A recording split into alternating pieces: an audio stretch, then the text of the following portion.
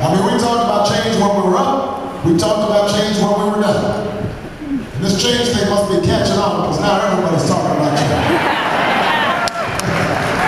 And that's okay. We want everybody on the change bandwagon. There's nothing wrong with that, but I do notice that some folks are now arguing that change only comes about if we turn up the heat on the Republicans. If we rant and rail against those who don't agree with us. Let me say this. We don't have a shortage of anger in Washington. We don't have a shortage of bluster and bitter partisanship in Washington. We don't need more heat. We need more light.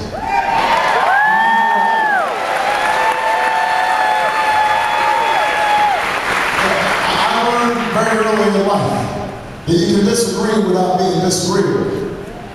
That you don't have to agree on everything to work on some things together.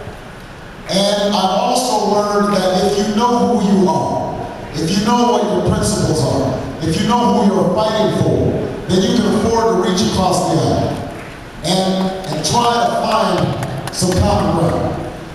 And so, when I hear folks say, well, you can't negotiate. You can't settle. I have to remind people, look, I understand the insurance companies won't give in easily when it comes to health care reform. I understand that the oil companies don't want to give up their profits. I know that there are Republicans in Washington who will never want to agree with anything that I have to say. I know that.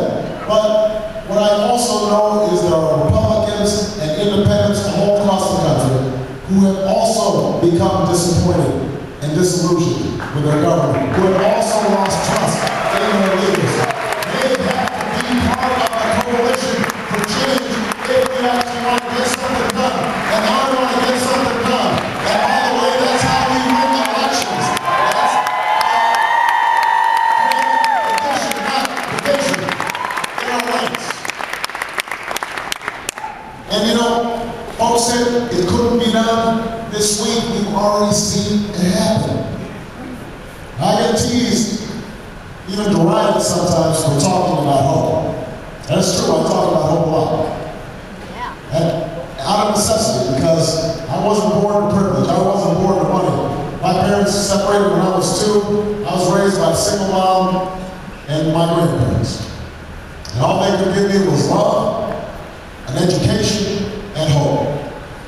I should not be standing here. There's no way to predict that I would be standing here.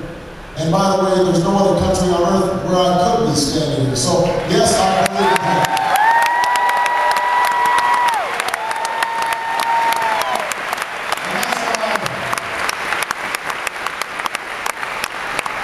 And that's why, you know, we got hope on our sign. Some of my signs, they don't even have my name on it. It just says hope. Young lady right there has a sign that says, need hope. I talked about hope in 2004 at the convention in Boston. I wrote a book called Audacity of Hope. I talk about a lot of hope. I love the word. But lately, I noticed some folks are going to say, he's always talking about hope. They're almost scornful. He's so idealistic. He's a hope monger.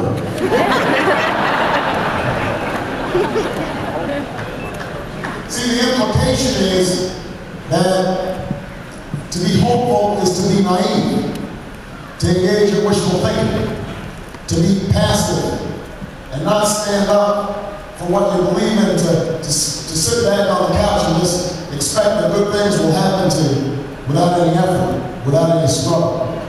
That's not what hope is. Hope is not blind optimism.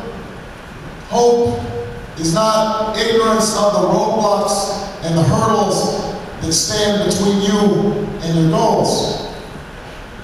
Yes, I know how tough it will be to bring about healthcare reform in this country. If it was easy, we would have done it a long time, but I know it's going to be tough. I know that solving climate change, alleviating poverty, fixing our schools, none of those things lend themselves to easy repair. If somebody says it's easy, they are not telling you the truth. know because I fought on the streets as an organizer with those steel workers. I fought as a civil rights attorney for those who've been denied justice and opportunity on the job or at the polling place. I have seen good legislation go down because good intentions were not enough, and it wasn't matched and fortified with political will and a working majority.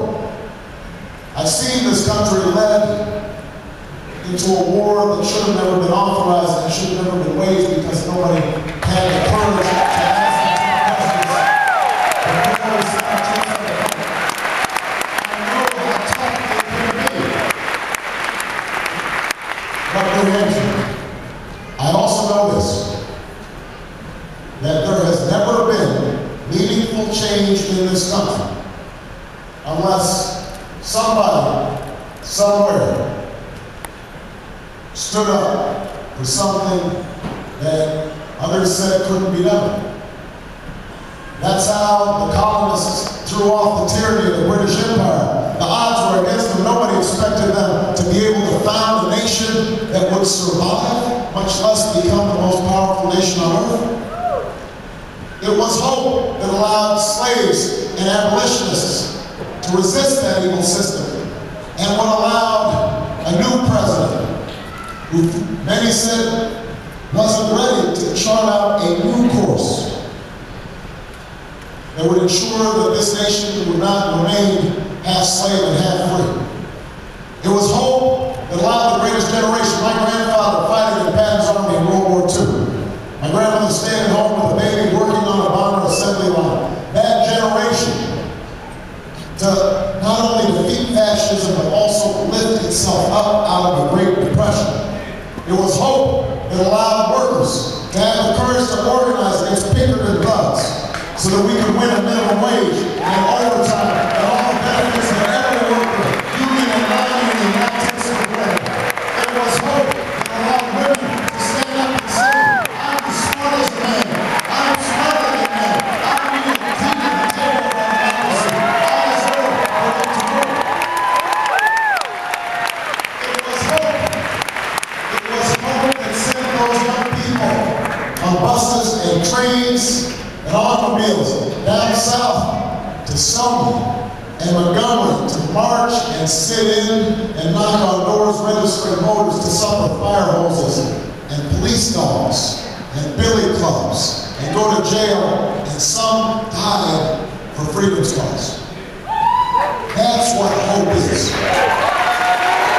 That's what hope is.